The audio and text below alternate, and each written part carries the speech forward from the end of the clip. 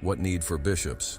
If everyone carried the blueprint for perfection, what need for confession, for absolution, for the entire apparatus of sin and redemption? The early church fathers understood this threat with crystalline clarity. They did not simply disagree with the original teaching, they systematically erased it.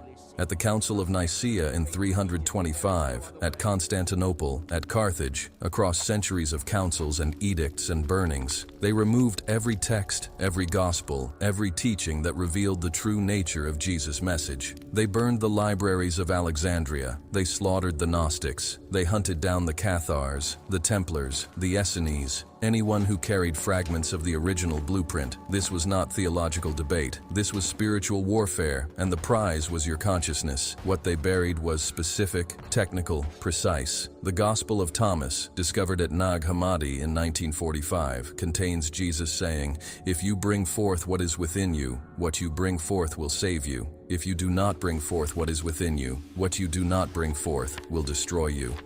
This is not the language of belief. This is the language of activation, of embodied practice, of a system that must be engaged and expressed. The Gospel of Philip speaks of the bridal chamber, the sacred marriage of masculine and feminine energies within the individual body, the alchemical fusion that births Christ consciousness. The Gospel of Mary reveals teachings given to Mary Magdalene about ascending through the seven powers, the seven seals, the seven levels of consciousness that correspond directly to the seven primary energy centers mapped by every Eastern tradition. These were not peripheral texts. These were core teachings, technical manuals, the actual blueprint.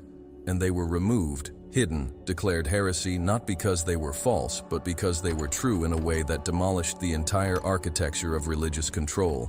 The Brotherhood of Shadows, the inner councils of the Vatican, the secret societies that have guarded esoteric knowledge for their own use while denying it to the masses, they knew exactly what they were doing. They kept the blueprint for themselves. The highest initiates of the Jesuits, the inner circle of Freemasonry, the Rosicrucians, the Illuminati, they studied the same wisdom they forbade you to touch. They understood the 33 degrees of initiation because they understood the 33 vertebrae of the human spine. They knew that Kundalini energy, the serpent power that the Bible demonized, was actually the divine force rising through the spinal column to activate the pineal gland, the